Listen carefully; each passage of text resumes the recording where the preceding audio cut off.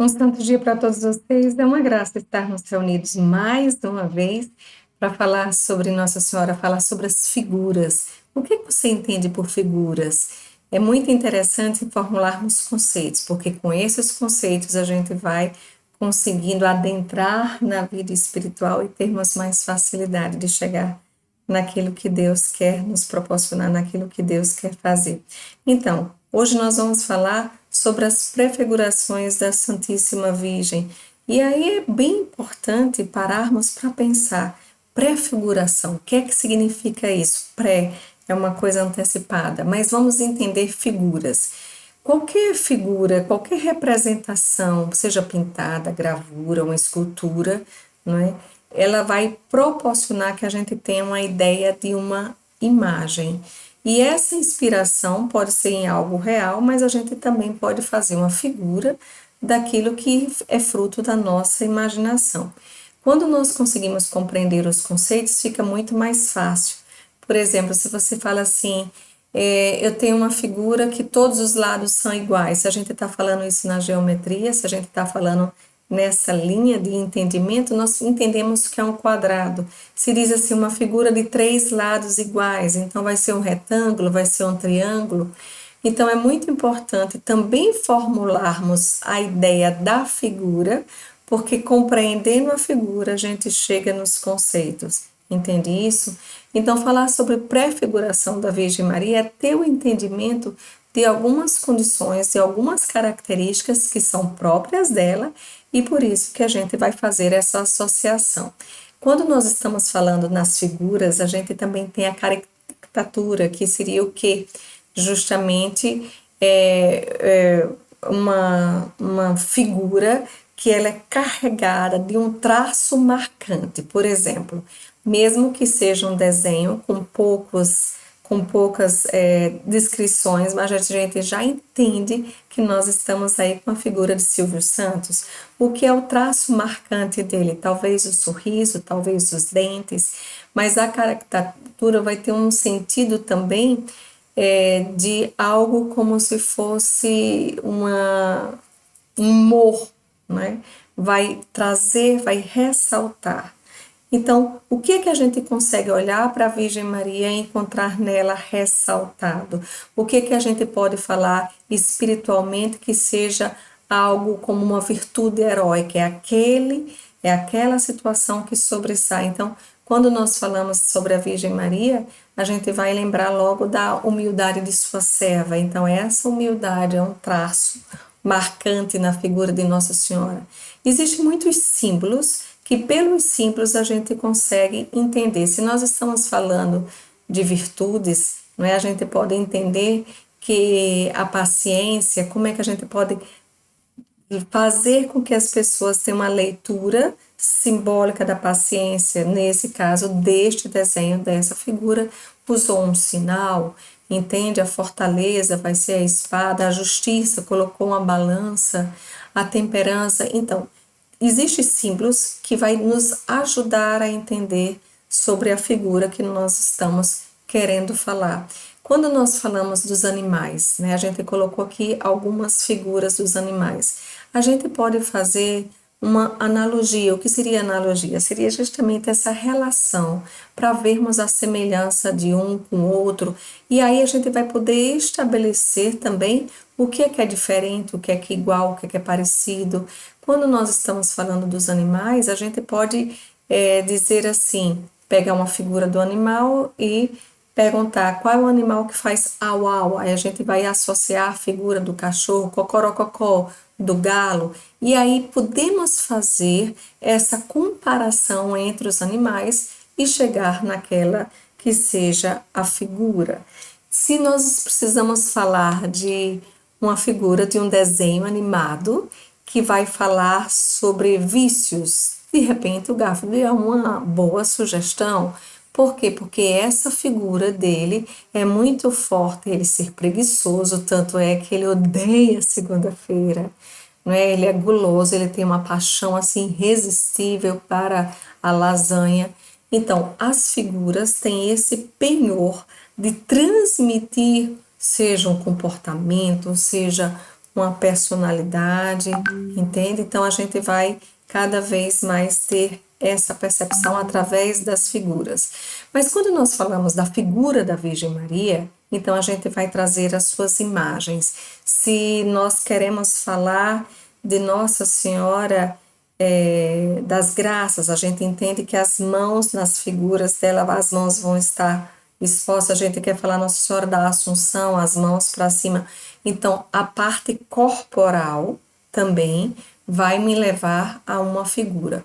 As figuras da Virgem Maria podem ser de algo ou de alguém que venha relembrar algo dela. Então, é algo ou alguém que tem algo marcante que se assemelha à Virgem Maria. Então, a gente pode dizer que essas situações representam figuras. Falando de representação, um sentimento pode ser representado, por exemplo, a carta de consagração, a escravidão de amor ensinada por São Luís Maria Grignion de Montfort.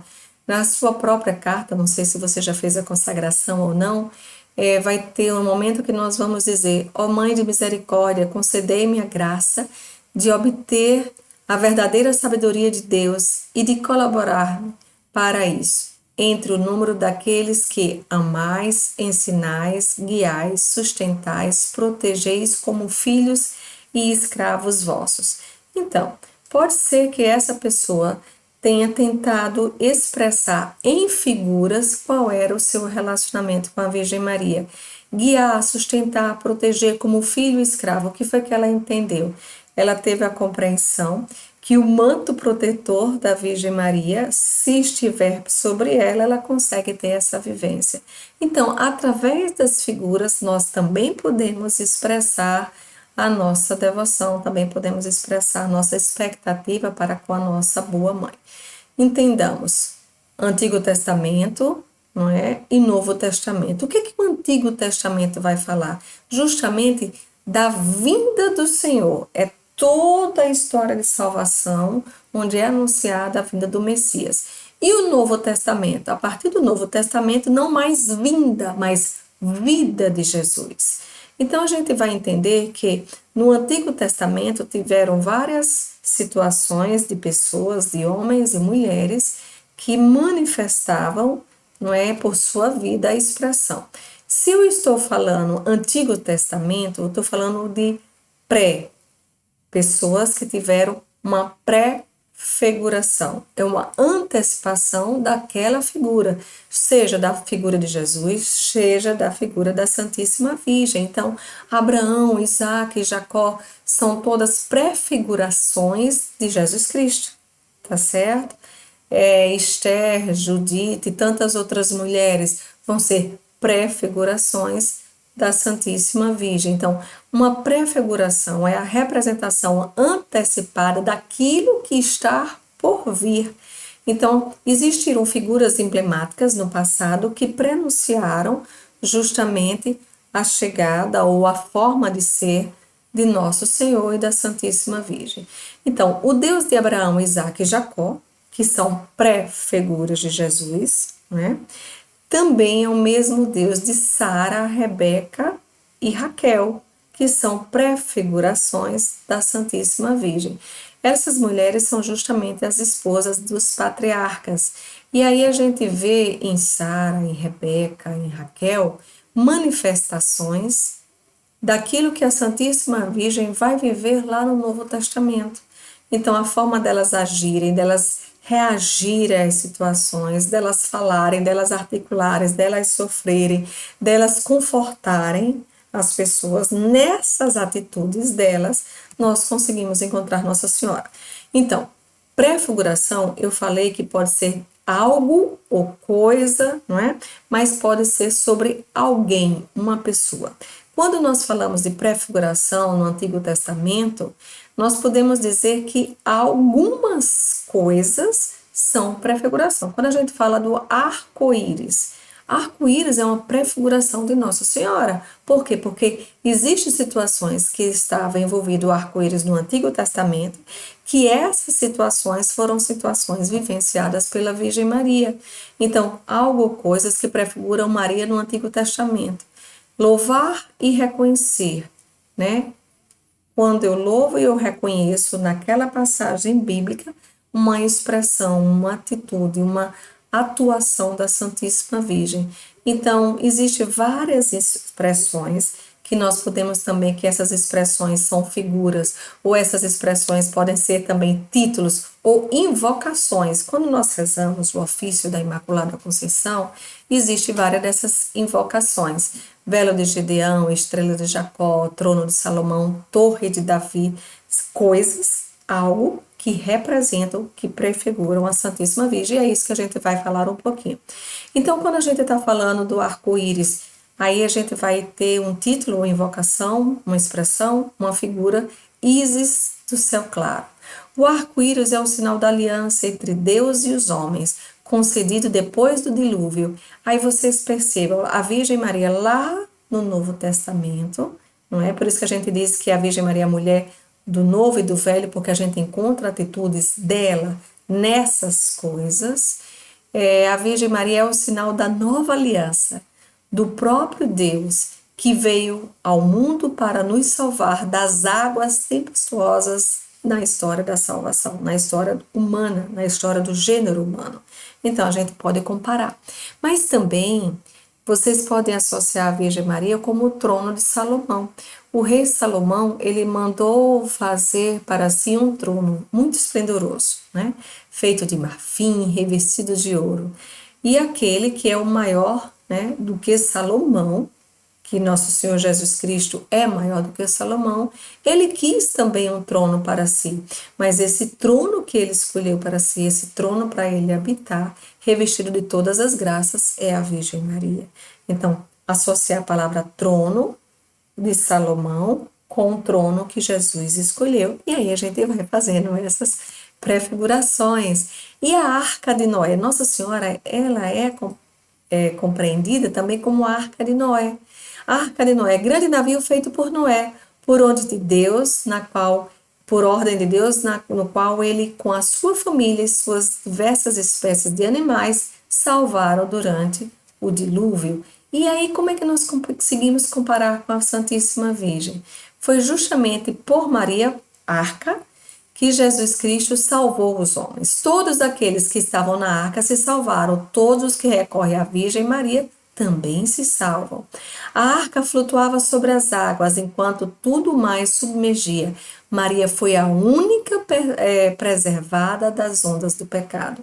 Depois do dilúvio, a terra foi povoada pelos que estavam na arca. O paraíso é povoado pelos filhos de Deus. Então, vocês estão entendendo como existe essa comparação, essa associação, essa analogia. Então, não sei se vocês conhecem esse termo também, escada de Jacó. Jacó, ele teve um sonho, ele teve uma visão, os anjos subindo e descendo por essa escada, do alto da escada. E ao mesmo tempo, nós podemos perceber a Virgem Maria, por natureza, é da terra, é daqui. Mas ela se eleva ao céu, ela foi assunta ao céu pelas suas prerrogativas, principalmente por ser a Imaculada Conceição, por ser mãe de Deus.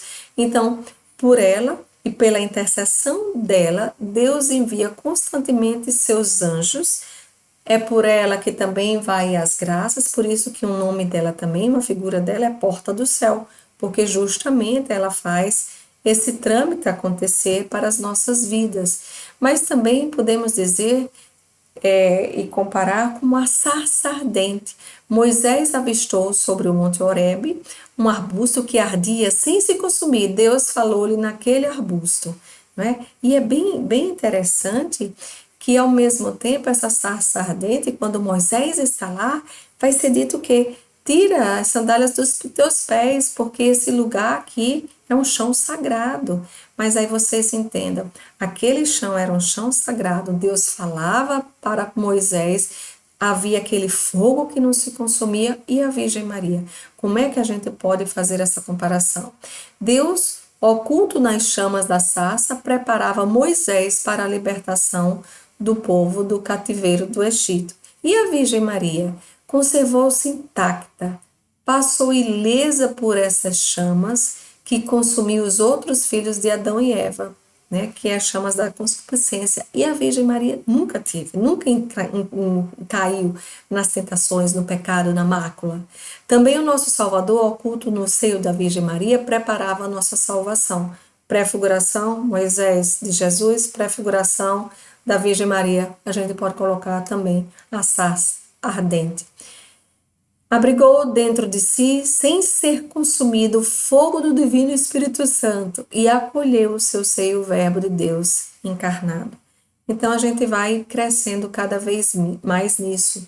Velo de Gedeão. O que seria esse velo? O velo é uma roupa, uma veste, uma pele de ovelha que envolvia Gedeão. Houve um determinado momento que haveria uma batalha a ser enfrentada e não se sabia se deveriam participar ou não. E aí Gedeão faz uma proposta para Nosso Senhor que desse um sinal de confirmação. Olha o que ele vai pedir. Ele vai dizer assim, que seu velo durante a noite, não é? Foi o que foi orientado para ele, ficasse encharcado de orvalho, enquanto toda a terra ao redor permaneceria seca. E no outro dia seria o contrário. E na noite seguinte, o contrário, que toda a terra ficasse molhada e o seu velo seco. E assim aconteceu verdadeiramente. Então a gente pode entender, assim como só o velo ficou coberto de orvalho, enquanto tudo em redor estava seco, assim também a Santíssima Virgem ficou cheia de graça, enquanto toda a humanidade ela recebe a redenção de uma forma diferenciada, a Virgem Maria de uma forma preservativa e toda a humanidade de uma forma liberativa. Assim como só o velo na noite seguinte ficou seco, enquanto toda a terra estava molhada, assim também a Santíssima Virgem ficou imune do pecado. O orvalho do velo simboliza também Jesus a viver em Maria. Gedeão espremeu o velo e encheu um jarro. Esse jarro simboliza a Santa Igreja, que Jesus Cristo enche de graça através justamente da sua mãe. Veja como é belo nós conhecermos a Virgem Maria no Antigo Testamento. Né? E aí, Arca da Aliança. Vocês entendam que a Arca da Aliança era um cofre de madeira, e em cima, na parte superior, tinha 2 querubins, e Deus falava muito com Moisés ou com os homens, com os juízes, quando as pessoas estavam próximas da Arca da Aliança. Nas batalhas, eles sempre queriam levar a Arca da Aliança, por quê? Porque era o entendimento que Deus estava ali. Aí aqui a gente vai fazer uma comparação para que a gente possa entender. Enquanto a arca é de madeira de cedro incorruptível, a mãe de Deus, que é a nova arca, não é? A arca da nova aliança, é a Imaculada, e o seu corpo não conheceu a corrupção do sepulcro. A arca era ornada de ouro por dentro e por fora, considerado o mais precioso dos metais. A Virgem Maria, toda ornada com a mais sublime das virtudes, a caridade e o amor de Deus. A arca guardava as tábuas da lei, o jarro com maná, a vara do sacerdote Arão, enquanto que a Virgem Maria teve em seu seio o autor da lei, o verdadeiro pão descido do céu, o verdadeiro sacerdote da nova lei. A arca era sinal de aliança de Deus com seu povo. A Virgem Maria, a mais que sinal, porque ela trazia Jesus ao mundo, tornou-se instrumento de aliança de Deus, fez com os homens a nova aliança. Na arca, diante da arca, o Jordão abriu-se para dar passagem ao povo a pé enxuto. À vista de Maria, os demônios fogem e deixam os cristãos. Que coisa bela, não é? Então, a gente vai ter esse entendimento que a arca também vai atrair a prosperidade e as bênçãos de Deus. Mas e aquelas pessoas que rejeitam a Virgem Maria? E aquelas pessoas que negligenciam, aquelas pessoas que quebram? Em vez de bênção, o que será que atrai? Acredito que não bênção, mas o inverso, o contrário, o antônimo de bênção são maldições. Então, nós temos muito cuidado com o que nós estamos fazendo. Então, se nós falamos prefigurações de algumas coisas, a gente também tem o entendimento que a Virgem Maria vai ser prefiguração de alguém. Algumas figuras nascimento da Santíssima Virgem, já vem trazendo características dela. Então, no Antigo Testamento, a gente vai encontrar algumas mulheres. Primeiro, nós falamos sobre Eva, o paralelo entre Eva e a Santíssima Virgem. Pois bem, esse ensaio de vir Eva, depois vão aparecer tantas e outras manifestações antecipadas da personalidade, das virtudes, do caráter da Santíssima Virgem. Então, e essas situações, essas prefigurações, nos faz cada vez mais compreender a necessidade de olharmos para a Virgem Maria e tentarmos também fazer, imitar, que é o que a gente vai ver lá na frente. Então, é possível reconhecer a Santíssima Virgem no Antigo Testamento. As mulheres eram discriminadas, né? As mulheres também temos que entender que elas têm talentos. As mulheres do Antigo Testamento tinham talentos. Elas eram pacificadoras. Muitas vezes os homens queriam resolver uma situação de muito ímpeto, de muita rapidez no pensar, sem analisar os fatos. Então a gente consegue ver como essas mulheres, pré-figurações de Nossa Senhora, elas sabiam contrabalancear, né? Reconhecia quem eram os errados, quem estava certo, mas elas sabiam resolver as situações em harmonia, em equilíbrio. Então nós falamos já de Eva, mas podemos colocar mais aqui Eva como mãe do gênero humano, colaborou com Adão para que ele caísse na desobediência a Deus, e isso trouxe a ruína para o gênero humano até que Jesus se encarna para nos dar a possibilidade de salvação, certo? Mas e a Virgem Maria? É a mãe do inocente e verdadeiro Abel, não é? Que foi, de certa maneira, traído e imolado. A Maria Santíssima é essa nova Eva, que colaborou com Cristo, o novo Adão, na obediência a Deus para a redenção do gênero humano. E a Virgem Maria também é a mãe da nova raça purificada e rainha de todos os eleitos.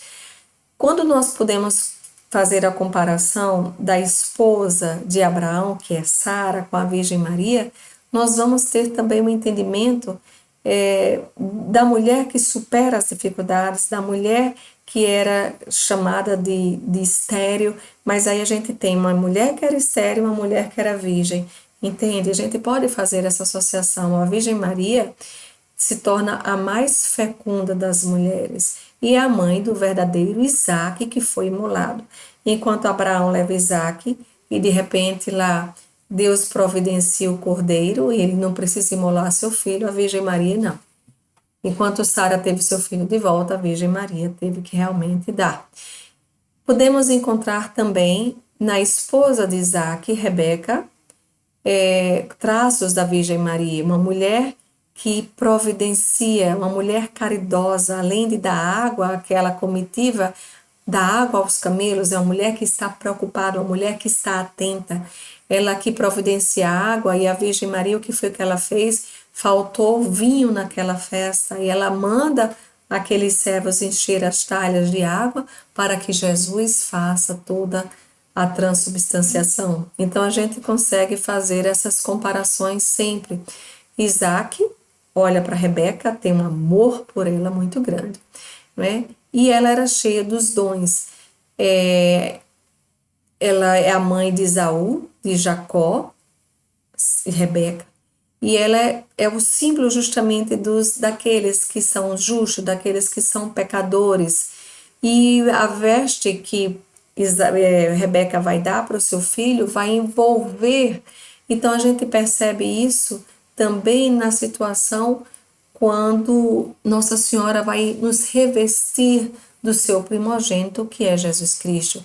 Ela cuidava dos filhos, evitava o confronto entre eles, fazia de tudo para que tivesse pacificação.